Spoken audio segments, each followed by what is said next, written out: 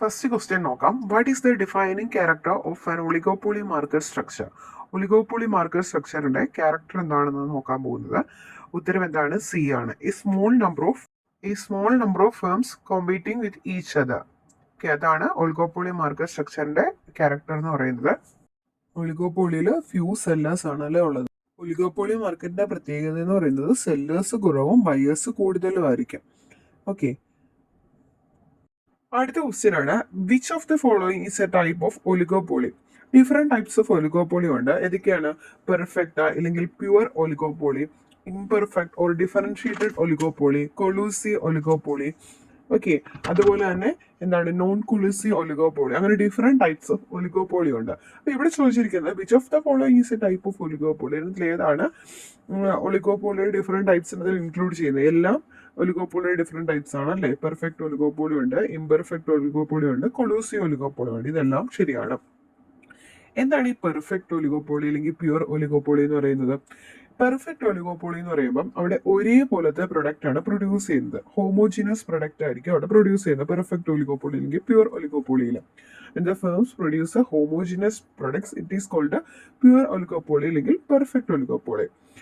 Okay, ഇനി imperfect അല്ലെങ്കിൽ differentiated oligopoly എന്ന് പറഞ്ഞാൽ എന്താണ്? അവിടെ ഹെട്രോജീനസ് ടൈപ്സ് ഓഫ് പ്രൊഡക്ട്സ് ആയിരിക്കും പ്രൊഡ്യൂസ് ചെയ്യുന്നത്, ഡിഫറെന്റ് ടൈപ്സ് ഓഫ് പ്രൊഡക്ട്സ് ആയിരിക്കും പ്രൊഡ്യൂസ് ചെയ്യുന്നത്. ഓക്കെ, അതാണ് ഇംപെർഫെക്റ്റ് അല്ലെങ്കിൽ ഡിഫറൻഷിയേറ്റഡ് ഒലിഗോപോളി എന്ന് പറയുന്നത്. അടുത്തതാണ് കൊളൂസീവ് ഒലിഗോപോളി. എന്താണ് കൊളൂസീവ് ഒലിഗോപോളി എന്ന് പറയുന്നത്?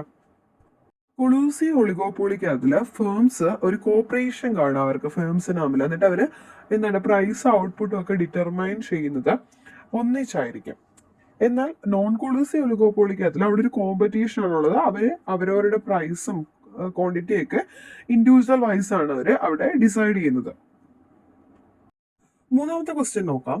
Features of oligopoly market. Oligopoly മാർക്കറ്റിന്റെ ഫീച്ചർ ഏതാണെന്നാണ് ചോദിച്ചേക്കുന്നത്. നമുക്ക് ഒലിഗോപോളി മാർക്കറ്റിന്റെ ഫീച്ചേഴ്സ് ഏതൊക്കെയാണെന്ന് നോക്കിയാലോ.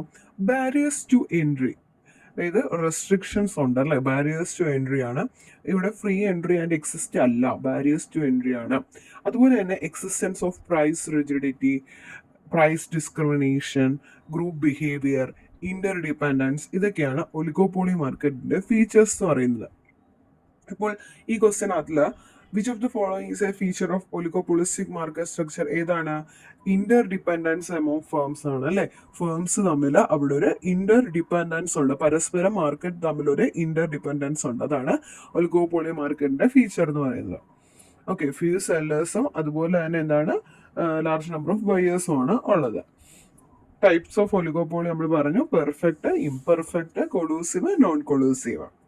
അടുത്തത് നാലാമത്തെ ക്വസ്റ്റ്യൻ ആണ്. In oligopoly the demand curve is. ഒലിഗോപോളിയിലെ ഡിമാൻഡ് കർവ് എങ്ങനെയാണ്? കിങ്ഡ് ആണ് അല്ലെ, കിങ് ഷേപ്ഡ് ഡിമാൻഡ് കർവ് എന്ന് പറയുന്നത്. ഒലിഗോപോളി മാർക്കറ്റിലെ ഡിമാൻഡ് കർവ് എന്ന് പറയുന്നത് കിങ്ഡ് ആയിരിക്കും.